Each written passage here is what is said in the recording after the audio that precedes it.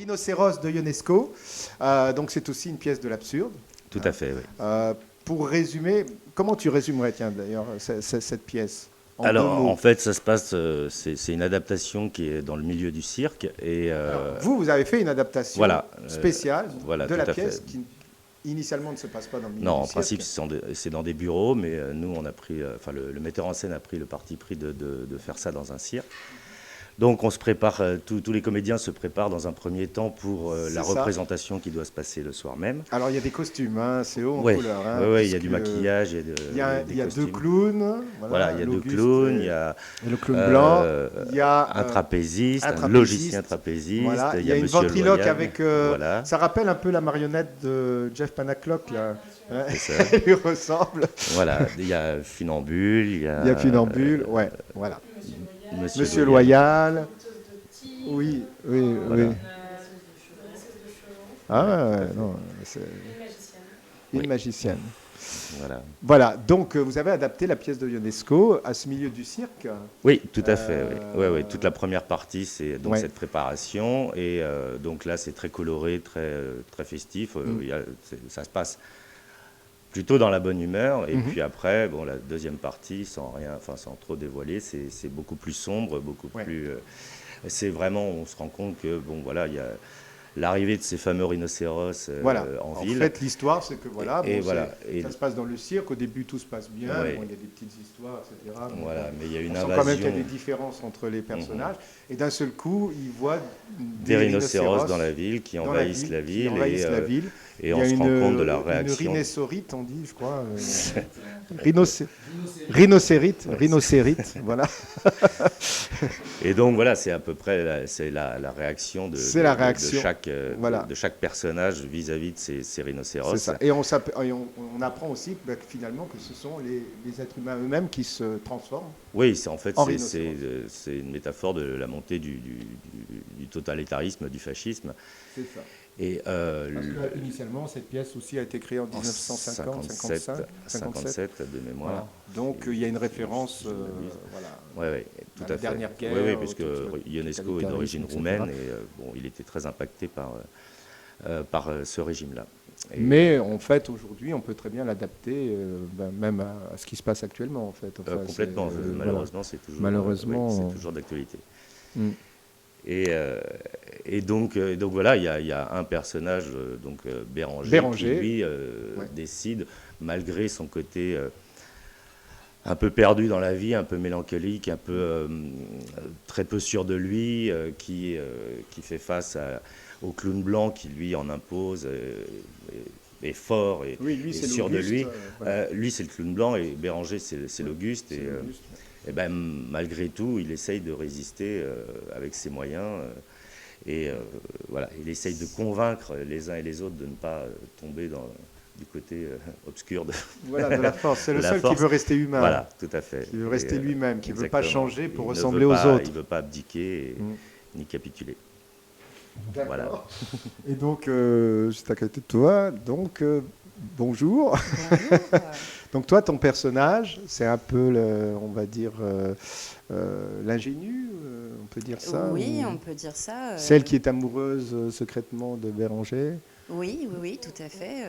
Donc Daisy, même prénom dans la pièce d'origine. Donc là, du coup, dans l'adaptation qui est Funambule.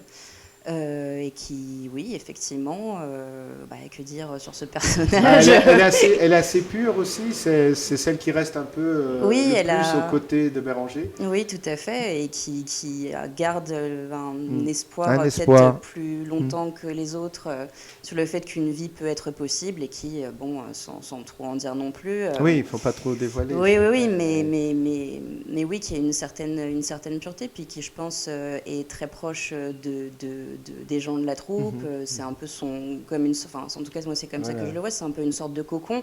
Et puis je pense qu'il est très impacté par le fait de voir tous ses amis partir un par un et qui espère un dernier espoir, mais c'est compliqué.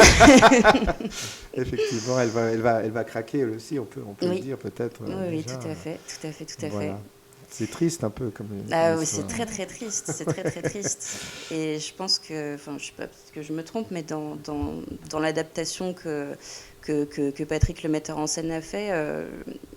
On est tellement proche de cette troupe qui s'entend très bien malgré des différences, qui sont tous très unis, que, en tout cas, moi, je sais que les premières fois qu'on jouait la pièce, ça me brisait toujours le cœur de voir, de voir cette troupe si solidaire se défaire petit à petit. Et à chaque fois, c'était un petit coup au cœur, quoi. Donc, je pense que il y a possibilité que cette adaptation aussi permette de se rendre encore plus compte de la tragédie que c'est, en fait, de voir un groupe très, très, très solidaire, très soudé se séparer à cause d'idées nauséabondes. Moi, en tout cas, c'est toujours l'impression que ça me donne. De l'extérieur. Oui, tout à fait. Ça te rappelle un peu des souvenirs de compagnie de moi? Ah non, pas du tout. Non, j'ai été assez chanceuse et préservée jusque-là. Vous êtes tout va très bien. unis en tout cas. Oui, ça se sent sur scène. Et donc alors bonjour. Bonjour, moi je joue Sbank, qui est Monsieur Loyal. Monsieur Loyal. Et je dirais que c'est le sceptique en fait, Sbank, et c'est celui qui doute. Et je pense. C'est un peu le scientifique, un peu ou le rationnel, on va dire.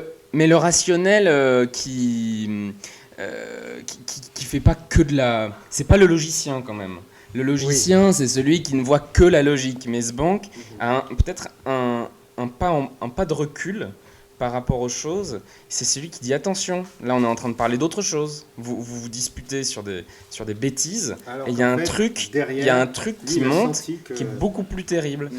Et moi ça me parle énormément parce que je pense que c'est hyper nécessaire le doute.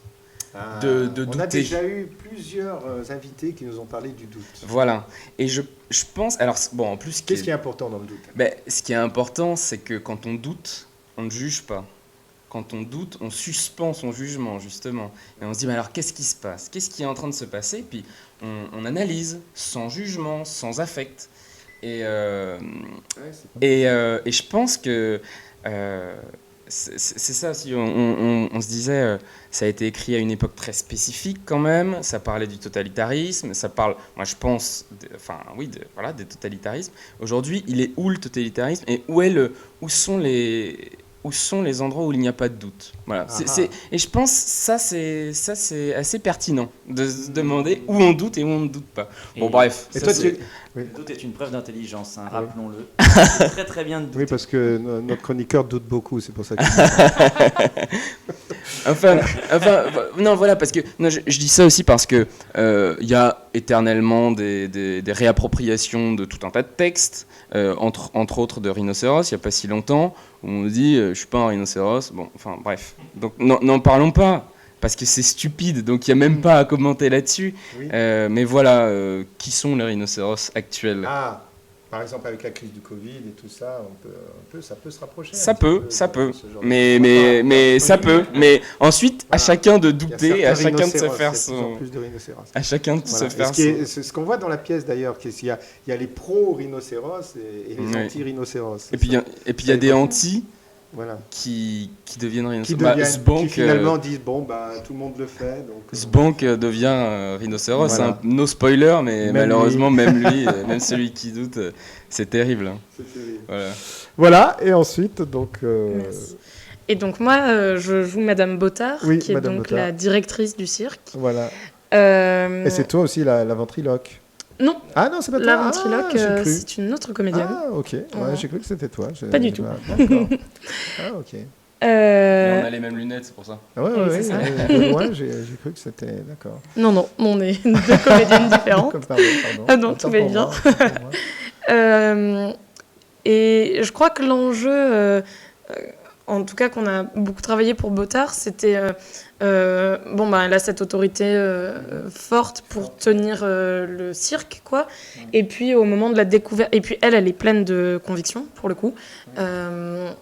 Et en fait, face au rhinocéros, on retrouve son moment d'humanité. Et je crois que ça la dévoile un peu. Ouais, absolument. Et je crois que ce moment-là. Où on voit, cette scène, il y a un tableau, un moment dans la pièce où on découvre tous ensemble un rhinocéros face à nous, et je crois que ce moment-là, c'est peut-être le moment où tout le monde doute le plus et où on voit l'humanité de chaque personnage. Et d'ailleurs, c'est le moment de bascule où on passe du moment de troupe et de vie à... Bon, il y a une vraie bascule dramaturgique. Parce qu'on le voit vraiment, donc du coup, Absolument. ça fait basculer un peu tous les personnages. Ouais. Et je crois que ce moment-là est vraiment un moment charnière et où les hiérarchies disparaissent et où tout le monde se rassemble. Et je crois que pour Patrick Drey, le metteur en scène... Génial, la mise en scène, franchement, chapeau à Patrick. J'aurais aimé qu'il soit là. Et malheureusement, il est avec lui. Un autre spectacle à midi. Peut-être qu'on fera une interview avec lui en différé, parce que franchement, il a plein d'idées. Oui, absolument. C'est remarquable, en fait, la mise en scène, je trouve. Et pour lui, je crois que l'intérêt aussi de transposer Rhinocéros dans un cirque, c'était de parler de la troupe, qui est une valeur qui est hyper importante pour lui et qu'il recrée avec cette troupe des absurdistes, qui est une toute jeune troupe en fait. Et il la défend avec force et conviction. Oui, il est passionné. Absolument. Avoir un peu discuté avec lui, il est engagé, il est passionné. Oui, complètement. Et je crois que c'était aussi une manière de mettre en lumière ou de rendre visible des troupes qui n'existent plus trop dans le champ du spectacle vivant tout à fait. actuel. Au total, vous êtes combien? Oui, 10 en fait, 10. Avec Patrick. Sur Rhinocéros, on est 9 au plateau. 9 comédiens. Et Patrick est à la mise en scène. Et puis on a 3 autres spectacles. À 16h15, Je veux voir Miusov. Cette fois, on est 8 sur scène. Et Denis... Alors ça aussi, ça doit être quelque chose. Parce que... Je connais un peu le texte, donc... c'est très drôle. C'est une toute autre ambiance. C'est complètement loufoque. Et le matin et le midi, on a 2 seuls en scène. À 10h45, c'est un seul en scène de Patrick. Ah, Patrick, d'accord. Oui, absolument. C'est un conte clownesque qui s'appelle Mais je suis un ours. C'est drôle. Et c'est un moment de poésie. C'est un clown très subtil que Patrick travaille depuis des années. Dommage, les horaires m'empêchent d'aller le voir. Mais peut-être à Paris, peut-être. Ah oui, certainement. Et à midi, un autre seul en scène qui s'appelle Elle. C'est Camille qui joue. Camille qui... Elle joue la ventriloque dans Rhinocéros. Donc il n'est pas là. Qui n'est pas là parce qu'elle joue en ce moment. Et c'est l'histoire d'une jeune mère qui décide qu'elle en a assez de raconter des histoires de princesses à sa fille et qu'elle veut raconter d'autres récits. Elle décide de lui raconter les histoires de 4 femmes qui ont vraiment existé et qui se sont battues pour leurs droits à travers le monde et à travers l'histoire. C'est un peu féministe alors, un peu... Alors, c'est des femmes qui ont été féministes. Le spectacle, en tant que tel, n'est pas un objet militant. Mais en tout cas, c'est un objet de transmission. Et peut-être, pour utiliser les mots du féminisme actuel, on peut dire que Patrick se place en tant qu'allié à cet endroit-là, parce qu'il se place dans un rôle de pédagogie. C'est une bonne piqûre de rappel. Ouais. Et c'est... pour tout le monde, ça fait du bien. Les filles, ça fait du bien. Ouais. Alors, on va accueillir aussi le... Alors, je sais pas où on va le mettre. Nathan. Je vais me mettre, on peut te faire une place. Oui, parce qu'il n'y a pas de raison. Viens là. Alors, 9, ça fait beaucoup, donc on n'a pas pu avoir les 9 comédiens, mais... voilà. Autant de place. Oui, voilà. Formidable. Alors, Tant qu'à faire. Alors, toi, ton personnage. Bonjour, moi c'est Jack Juran dans Rhinocéros et c'est le logicien. C'est le logicien. Qui ne voit que par la logique et le syllogisme. Voilà. Donc il ne quitte jamais son petit livre La logique, dans lequel il trouve 2, voire 3 syllogismes durant la pièce. Voilà. Et lui, il a une obsession, c'est les rhinocéros, pour savoir s'ils ont 1 ou 2 cornes. Oui, c'est ça, c'est tout ce qui l'intéresse. C'est tout ce qui l'intéresse, et de savoir combien on a vu de rhinocéros aussi. Voilà, c'est un peu... C'est le statisticien. De la pièce, exactement. On connaît aussi dans la vraie vie, tout à fait, exactement. Voilà. Ils font les rapports, eux, ce qui leur intéresse, c'est les chiffres. Il est très rationnel et précis. Il s'en fout. C'est première proposition, seconde proposition et la conclusion qui est le plus important. Je pense qu'il faut être assez on a vraiment une panoplie droit. De tous les personnages qu'on peut toute ressemblance avec des personnes existantes sont purement fortuites, mais fortement suggérées quand même. Alors vous avez des décors et des costumes magnifiques, derrière les petites lunettes là. Ah oui, ça c'est en rapport, c'était un cadeau de première. Ah ouais. Et c'est en rapport avec notre deuxième pièce où on est 8 sur scène, Je veux voir Miusov, qui se passe dans la maison de repos des tournesols. Voilà, ce qui explique pourquoi nos lunettes tournesol et de que c'est devenu un accessoire commun à nous tous. et qui nous permet de se faire remarquer dans la rue. Mais vous avez donc un accessoiriste, un décorateur, les costumes et tout ça, ils sont magnifiques. Une scénographe. Ah, vous avez une scénographe qui s'appelle Valérie Young. Oui, voilà. D'accord, c'est super. Oui, un petit mot sur parce que c'est une grande troupe. On est à la fois nombreuses sur le plateau, et puis aussi on est très bien entouré. Alors notre scénographe Valérie Young qui travaille avec nous, qui a fait surtout la scénographie de Newsoft. Alors c'est vraiment inspiré de Au Théâtre ce soir, avec ses découvertes et tout ça. Et puis depuis quelques années, elle travaille avec des choses en carton. Alors et puis bon, en plus c'est très pratique à Avignon parce que c'est léger, voilà. Mais bon, donc c'est une scénographie qui est hyper intelligente. Et puis Anne Devins qui a travaillé sur les costumes. Ça c'est toutes les couleurs, etc. Ça c'est elle. Ça c'est du Anne Devins. Et puis le clown blanc. Superbe. Et puis pour ne pas oublier Jérôme Praxt qui a fait les lumières. Donc en fait c'est toute une grande famille. Ouais. Et puis à la production, Aventurine et compagnie qui permet qui s'occupe de tout ce qui est les sous, la communication, toutes ces choses là. Alors ça c'est elle qui tienne la troupe en fait. On croit que c'est Patrick, mais en fait c'est Aventurine et compagnie qui permettent ce travail. Il y a combien 8, 9 sur le plateau. C'est permettre ces 4 spectacles. Ouais, 4 spectacles en même temps à Avignon. C'est une super production, c'est ça. Spielberg à côté. C'est pas grand chose. Non, lui il fait un film à la fois à chaque fois. Oui, parce qu'en fait, quand on est sur scène, on est vraiment au cirque. Et à un moment donné, d'ailleurs, il y a une mise en scène de représentation du cirque. Alors, on voit pas leur numéro, mais on a vraiment l'impression d'être au cirque, etc. Et on les voit défiler comme ça. Donc il y a vraiment au niveau visuel. Il y a une vraie recherche, quoi. Oui, c'est ça. Une vraie recherche dans l'univers du cirque. Oui. Je crois que c'est ce que voulait Patrick, c'est que vraiment que ça en jette. Je sais pas s'il dirait ça, mais ça en jette. Il y a même un petit numéro de magie, à un moment donné. Oui. Voilà, il y a le ventriloque aussi qui apporte quelque chose. Et puis ce travail de plan, c'est-à-dire que déjà dans le texte, il y a 2 plans. Et lui, il a voulu faire presque 3 plans sur scène. Surtout dans ce premier tableau. Il y a, 3 plans. Donc, et on a une personne là qui est venue hier qui dit il faut que je revienne parce que j'ai vu une chose, mais j'ai pas tout vu. Et puis en plus, il faut suivre le texte. Enfin, c'est très riche, surtout sur ces 2 premiers tableaux. Je peux peut-être dire... Merci. Patrick. Il faut se battre. Dans la troupe, on se bat. Pas de mal, et Patrick, en plus d'être comédien et metteur en scène, il est musicien et il a vraiment cette projection et il travaille avec des orchestres, il dirige des orchestres. Et je crois que pour Rhinocéros, ça a vraiment été son entrée, c'est son entrée, le rythme, et puis particulièrement sur Rhinocéros et sur ses scènes d'ensemble. Et je crois que c'était les mêmes enjeux, en tout cas dans ce qu'il disait. Quand il dirige un orchestre, qu'il y ait une harmonie et un rythme global et qu'à l'intérieur, chaque partition se dessine. Et le partage de la mélodie, le partage de l'harmonie. C'est-à-dire, comme il y a des choses le texte il passe d'un endroit à l'autre au plateau, il faut que ça dialogue en fait. Il y a même presque des scènes simultanées. Simultanées, voilà. C'est étonnant. Et ça, c'est le travail d'orchestre en fait. Il faut que ça circule. C'est hyper synchronisé. Pour vous, ça peut être assez intense, non, d'être vraiment là. C'est une bonne petite concentration, oui. Oui, parce qu'il faut être à la fois ensemble, un petit peu coupé de ce qui se passe à côté, mais très ensemble, quoi. Donc c'est une sorte de concentration diffuse, très agréable. Ouais, c'est ça. Et alors là, ça va être une question au metteur en scène, mais le rhinocéros, on l'entend, mais on ne le voit pas, en fait.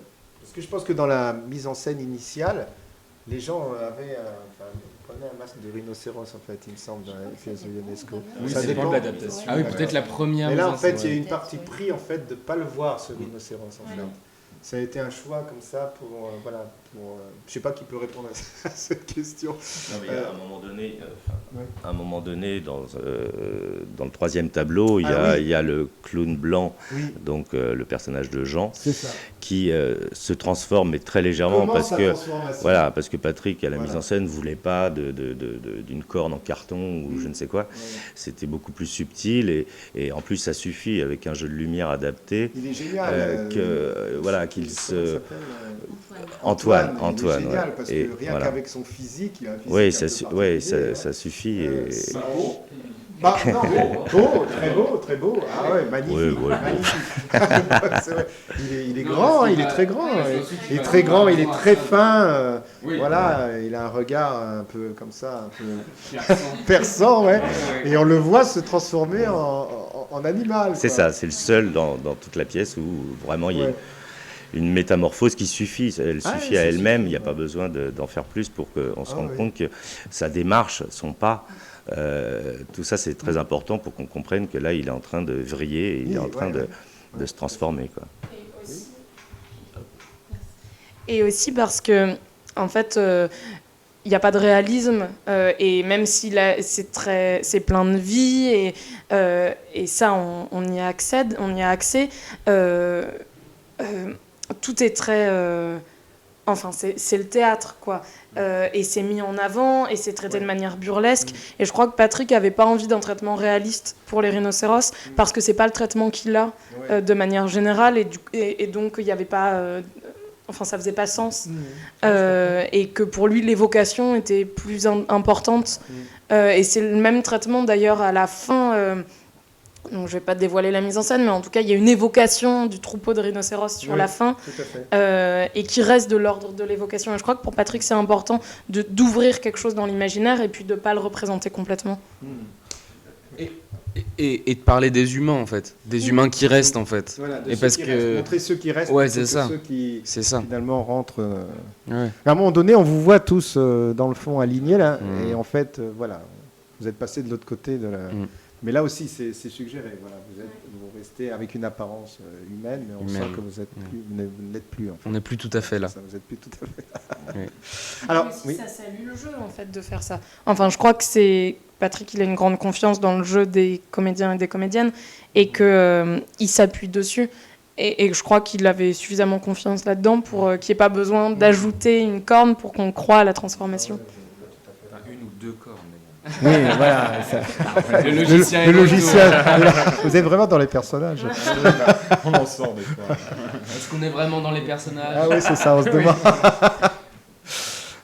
Alors, vous appelez la compagnie des absurdistes. Même la troupe. Alors, les absurdistes, cette fois, j'ai réussi. Les absurdistes. Est-ce que ça signifie que tous vos spectacles s'orientent vers l'absurde ? Si je comprends bien. Oui, si on regarde là nos 4 spectacles, Patrick aime bien dire que dans tous les spectacles, il y a un truc absurde. Parce que le premier, c'est un texte de Tacheline qui est hyper étonnant sur cette ours qu'on met au travail dans une usine. Donc là, on peut dire qu'il y a un peu de l'absurde. Le deuxième, c'est sur des destins de femmes qu'on a un petit peu oubliés. Donc il se plaît à dire, c'est pas drôle, mais il dit que aujourd'hui la condition de la femme est complètement absurde. Donc là, on est encore dans l'absurde. Et Rhinocéros, d'accord. Et Miusov, c'est absurde parce que c'est burlesque, mais c'est une sorte d'autre pan de l'absurde. Voilà. Donc, et après, par la suite, vous ferez d'autres pièces, peut-être de Ionesco Qui sait Alors, je vais parler de Beckett, moi. Il m'a dit qu'il adorerait, mais apparemment, il y a des problèmes, parce qu'il m'a dit, de droit. C'est parce que c'est impossible à adapter. Voilà. Mais Beckett n'accepte aucune adaptation. Voilà. Mais sauf une fois que 70 ans après sa mort, quoi. Donc faudra attendre un petit moment. Voilà, il y a peut-être.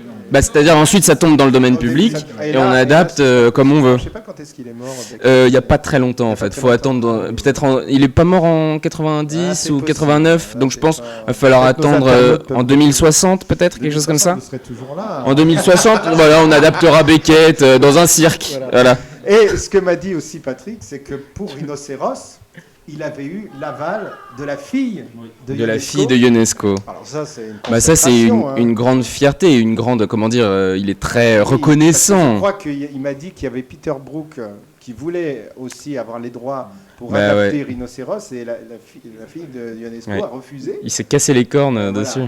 Alors je crois que c'est parce qu'il voulait justement replacer ça dans un contexte soviétique, du pays de l'Est. Donc voilà. Et donc il n'a pas eu les droits, et c'est vous qui les avez eus.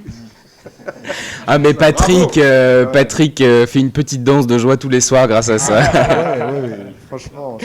Il est très convaincant. Voir, non, ta fille de Ionesco? Non. Vous savez si elle est venue voir votre spectacle? Pas encore.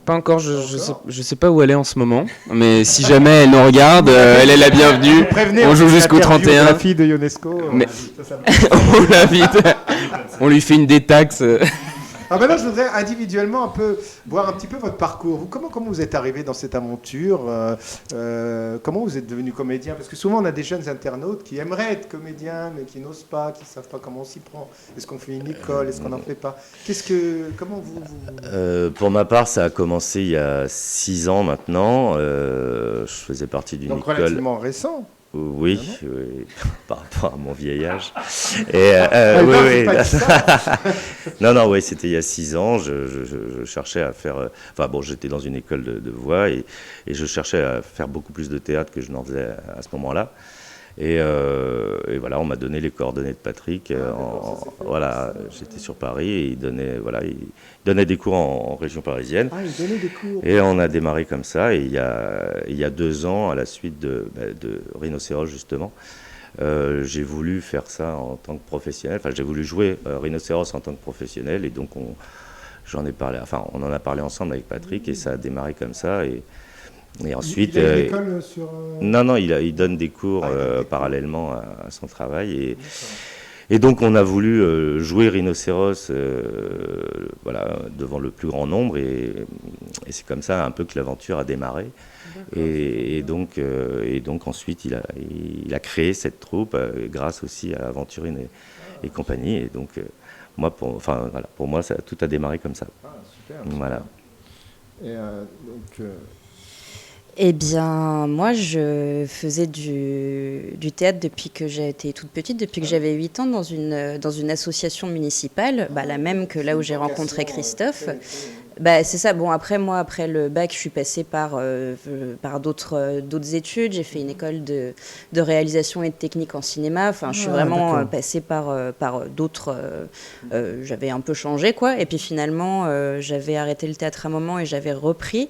Et c'est là où, du coup, dans la même association où j'étais quand j'étais enfant. Et donc, cette association, ce cours, cet atelier, c'était Patrick qui le donnait. Donc, pareil, en fait, même parcours que Christophe. On avait fait une première version, mais du coup en amateur, de Rhinocéros avec beaucoup plus de personnages dans la ville où on faisait cet atelier. Et comme a dit Christophe, en fait, après, il y a eu l'envie de monter ça en professionnel. Et du coup, il nous a tous rassemblés. Et moi, suite à ça, je me suis dit que mon rêve de base, c'était d'être comédienne. Il fallait peut-être que je m'y remette. Et donc, du coup, j'ai rejoint une école. Je fais une formation actuellement. Tu refais une formation Oui, c'est ça. Après les autres écoles que j'ai faites qui n'avaient pas grand-chose à voir. C'est le studio Alain de Bock à Paris, à Picpus, à côté de Nation. Oui, tout à fait. Tout à fait. Donc pour l'instant, je suis là. Je referai peut-être une formation après. Enfin voilà, je suis en train de me former. Et ce qui m'a donné cet élan pour me convaincre que c'était vraiment la voie qu'il fallait que je choisisse, c'est le gros coup de pouce, on peut dire, de cette troupe des absurdistes qui est loin d'être négligeable. C'est difficile de choisir cette voie, d'être comédienne aujourd'hui, à l'heure actuelle, avec tout ce qui se passe. Ça peut l'être, oui. Après, c'est vrai qu'en France, on a de la chance d'avoir ce régime de l'intermittence qui peut nous permettre de vivre de manière à peu près correcte, même quand on n'a pas toujours de travail et tout. Donc je pense que c'est une chance par rapport à d'autres pays. Après, c'est vrai que la décision, mais comme tous les métiers artistiques, en fait, ou un peu hors des modèles de base peu qu'on connaît, c'est vrai que c'est une décision toujours un peu qui peut être compliquée à prendre en tout cas. Et puis après, c'est aussi des questions de chance et c'est loin d'être seulement une question de travail ou de talent. C'est aussi beaucoup de rencontres, effectivement. Donc il faut bien s'entendre aussi. Enfin, il n'y a pas que oui, tout à fait. Il faut aussi bien s'entendre dans la troupe. Le contact, l'humain, le relationnel. Il y a plein de. 4 heures sur 24 ensemble. On ne s'est pas encore entretués. Ah bon? Ah, on veut savoir justement. Qui a du mal? En fait, on ne se parle plus. D'accord. Oui, c'est ça, ça nous intéresse. Ça. C'est une très bonne. Voilà, en fait, c'est un prétexte là pour se reparler un petit peu, mais c'est. Vous ressoudez un peu, c'est le sujet de l'émission. Vous logez tous au même endroit ou à Avignon? Il y a Aventurine et compagnie nous gâtent en nous logeant dans 3 espaces différents. D'accord. On a 2 appartements intramuros et une maison au-delà des remparts. Une maison avec piscine. Non. Voilà. Ok. Et toi alors, ton parcours? Alors moi, mon parcours, après le bac, je suis allé au conservatoire du Kremlin-Bicêtre, en région parisienne. D'accord. J'ai fait plusieurs années là-bas. Aujourd'hui, il y a une formation professionnalisante là-bas. Et donc après quelques années là-bas, je suis allé au conservatoire du 9e arrondissement à Paris. C'était vraiment des bonnes formations. Et puis j'avais pris entre-temps la décision de faire ça de ma vie. Donc c'était plus simple aussi. C'est pareil, comment on prend cette décision? Alors, moi, en fait, c'était très facile à prendre. Ah oui? Parce que, je sais pas, ça s'est imposé à moi. Donc, en fait, on jouait à Avignon oui. En 2014 et au bout de, je sais pas, la 17e représentation, je me suis dit, c'est bon, je vais faire ça. Donc c'était... Tu ressens bien, tu ressentais... Oui, c'est ça me plaisait en fait, l'effort de remonter sur scène tous les jours. Parce que c'est pas évident quand même, hein, il faut le dire aux internautes. Jouer tous les jours à Avignon, c'est éprouvant. C'est éprouvant, faut tracter, faut être... comment dire, faut toujours ressentir... Tracter, ça veut dire distribuer les tracts. Distribuer les tracts, dire allez, venez voir notre spectacle. Faut être un peu vendeur. Combien d'heures par jour? Je sais pas, entre 3 et 4 heures. 3 et 4 heures, c'est énorme. En plus de... Voilà, et donc, à Avignon, c'est un peu une sorte de marathon. Ah ouais. Mais il faut toujours avoir cette espèce de joie, à la fois pour vendre, ça, il faut être et puis pour forme, jouer, pour être... parce qu'on a de la chance quand même de faire ça. Donc, voilà, donc j'avais la chance d'avoir, je sais pas, d'avoir été appelé, quoi. J'avais eu ma vocation. Et ensuite, en fait, c'est ça peut-être pour les jeunes internautes ou les jeunes comédiens, comédiennes qui veulent se lancer. Moi, je crois que la force, c'est d'être un groupe. Ça, c'est très important. 2 personnes, 3 personnes à qui parler, ou des professeurs, de dire qu'est-ce que je fais maintenant, on monte un truc, voilà, faire des trucs, en fait. Proposer des choses. Voilà, c'est ça. Et ça, je crois que c'est trop bien. Et j'ai eu la chance d'avoir un groupe, un collectif à Paris, et puis une prof qui m'a demandé de jouer dans son spectacle, où Patrick, le metteur en scène, a fait la musique. Et donc j'ai rencontré Patrick comme ça, par la musique. Donc, voilà. Et les parents, non, ils sont pas trop inquiets. Et les parents, non mais j'ai aussi eu la chance, non mais c'est ça aussi, c'est que j'ai eu la chance de parents, ils me disent oui très bien, je leur ai dit je fais ça, ils m'ont dit d'accord, j'étais un petit peu, mais non ensuite c'est sûr, il y a des contextes plus aisés que d'autres, et ça pour le coup c'est très très privilégié. Les parents peuvent être plus inquiets, voilà. Oui c'est sûr. Je préférerais que tu sois, je sais pas, ingénieur ou fonctionnaire. Ou fonctionnaire, oui, c'est ça. Quoi qu'en ce moment. Comme métier, quoi. Alors. Eh bien, moi, c'est un peu le même, j'allais dire le même parcours, mais pas tout à fait, mais un peu la même chose que Christophe et Mathilde, c'est que je viens du même groupe à Bois d'Arcy, où on était dans l'association dans laquelle j'étais depuis tout petit aussi, depuis l'âge de 8 ans. On a commencé au même âge, Mathilde. Et en fait, j'ai passé d'atelier en atelier et j'ai terminé à mes 18 ans dans l'atelier de Patrick. Et j'ai fait 3 ans avec lui. Et c'est à la suite de ça, et ça tombait pile poil en même temps qu'il montait le projet. Et il m'a proposé le projet dans lequel on est, donc la troupe des absurdistes. Et voilà, et moi c'est mon début, c'est mon tout début. Moi je suis un tout petit comédien, c'est mon premier projet professionnel. Donc on débute, voilà, c'est le début. Voilà. Donc continuer. Peut-être. Si, depuis tout petit. J'hésite surtout ça parce que du cachet. Voilà, exactement. Et puis de la troupe aussi, parce que il faut être entouré, mais de bonnes personnes. On est en fin de festival. En direct. Là, le clash. Non, mais voilà. Non, mais moi, oui, depuis tout petit, j'aime ça. Et en fait, c'est ma mère qui m'a inscrit là-dessus. Et là, elle m'a envoyé un message. message la semaine dernière. Maman, si tu me regardes. Elle m'a envoyé un message, elle me disait, à 8 ans, si je pense... Enfin, elle ne pensait pas qu'en m'inscrivant à cet atelier théâtre, ça allait m'amener à Avignon. Et puis voilà, maintenant qu'on est célèbre, voilà, c'est un truc... grâce à... on espère bien. Voilà. Donc non, moi ça m'a convaincu là-dedans, et puis voilà, je garde, puis moi je suis un peu, là je fais des études aussi de communication, d'événementiel, donc je reste un peu dans la culture et de ce côté-ci, voilà, donc du côté comédien et aussi le côté de culture organisationnelle et tout qui me plaît bien aussi, donc je peux organiser des événements en toutes sortes, d'ailleurs si des gens sont intéressés, j'organise des événements tous les samedis soirs. Non mais oui, la formation que je fais, que je n'ai pas encore fini, forme pour organiser tous les événements possibles. Donc ça va du festival de théâtre ou de musique, au mariage, à l'anniversaire, bar mitzvah, tout. On fait plein de choses, des événements privés. Voilà, vous pouvez faire un appel à moi. Il y a les coordonnées qui vont passer juste au-dessus. Voilà, par mail ou par appel. Voilà, appel si je réponds pas les 5 messages. Non mais voilà. Appelez-le. Donc, 12h30. C'est l'heure de manger. Alors Vas-y. À toi de jouer. Et moi, j'ai... Pour clore. Oui, alors je fais très vite. Après le bac, j'ai fait une première année de médecine, mais je faisais du théâtre depuis très très longtemps. Et puis en fait, pendant cette année, j'ai été appelée pour une audition. Tu étais destinée à être docteur. Destinée, je ne sais pas, mais en tout cas, j'avais entamé un parcours. Oui, mais j'hésitais très fort entre le théâtre et la médecine. Et puis j'étais appelée... Comment ça naît la vocation du théâtre ?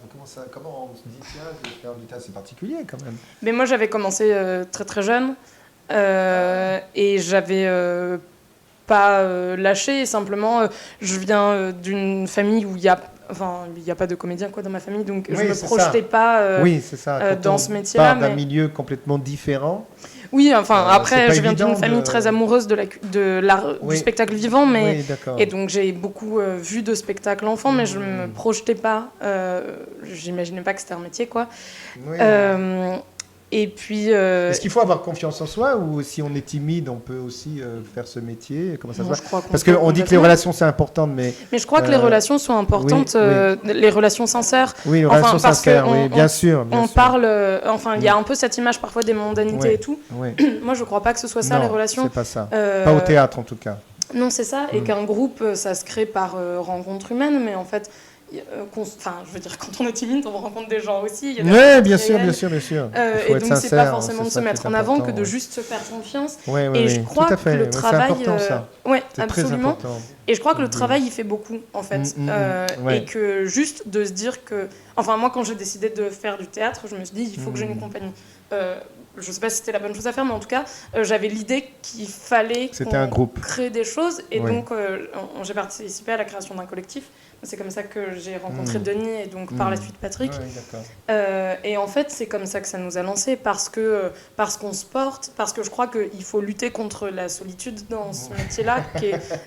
L'isolement, en fait, est un peu vertigineux. Et je crois que c'est là que naissent les difficultés, et que dans le groupe, on se porte beaucoup. Et la troupe des absurdistes, en est un très bel exemple, quoi. Parce qu'on se crée des chemins à plusieurs, et qu'on garde l'amour de ce qu'on fait à plusieurs, je crois. Et puis aussi, je crois qu'il faut voir plein de théâtres. Faut aller voir des trucs aussi. Mais et se dire ça je déteste, mais pourquoi ? Ou ça j'adore, mais pourquoi ? Vous n'avez pas le temps d'aller voir les autres. Non, malheureusement pas trop. Mais c'est important, ça fait partie aussi de la communauté. De sortir de la solitude, de qu'est-ce qui se fait à côté, voilà, c'est ça. Je crois que la sonnerie, ça veut dire que c'est la fin. Et bien, super. Alors on rappelle les trois. Alors les déjà, quatre. on va les 4, pardon. Alors peut-être on les fait dans l'ordre chronologique. Oui, dans l'ordre chronologique de la journée, voilà. Prenez vos agendas. Le premier de la journée, c'est à 10h45 au Théâtre de l'Albatros, et c'est Mais je suis un ours. C'est une forme courte, c'est une petite demi-heure, donc à mettre dans un programme, c'est plus facile. Le deuxième, c'est à midi au théâtre Au bout là-bas, et ça s'appelle Elle. Super petit théâtre qui est dans une petite impasse. Absolument. Qui est très agréable parce que du coup on est en dehors de la foule et il y a un petit café aussi, Ouais. tout ça. C'est vrai, c'est une super salle. J'aime beaucoup ce théâtre. Et ensuite, à 16h15, c'est Je veux voir Miusov au Théâtre Alizé. Et à 20h20, c'est Rhinocéros, toujours au Théâtre Alizé. Et après, on va se coucher. On va peut-être rappeler aussi qu'on est sur les réseaux sociaux. Ah, voilà. oui, bien sûr. Le communicant est de retour. Donc on est sur les réseaux sociaux. La troupe des absurdistes. Il y a aussi Aventurine qui est sur les réseaux sociaux. On a aussi un site internet. Donc la troupe des absurdistes et Aventurine et compagnie. Et on se retrouve aussi peut-être la saison prochaine à Paris. Et pas que. Donc du coup, on peut vous transmettre aussi le lien, peut-être. Vous pouvez nous transmettre le lien. Faisons le lien. Nous, on est là pour. Le lien pour aller aussi. Ah oui, sur notre site web, voilà. On met toutes nos actualités. Bah là, d'Avignon en ce moment. C'est très important. Oui. Bah, je crois que on a dit le principal. Enfin, Oui.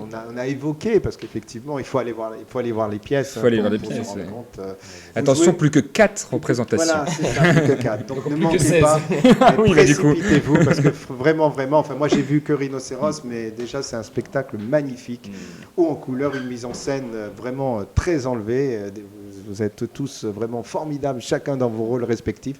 On passe un très très bon moment. Et en même temps, il y a le texte qui nous fait un petit peu réfléchir et qui reste toujours d'actualité d'ailleurs. À bientôt. À bientôt. Merci beaucoup. Merci.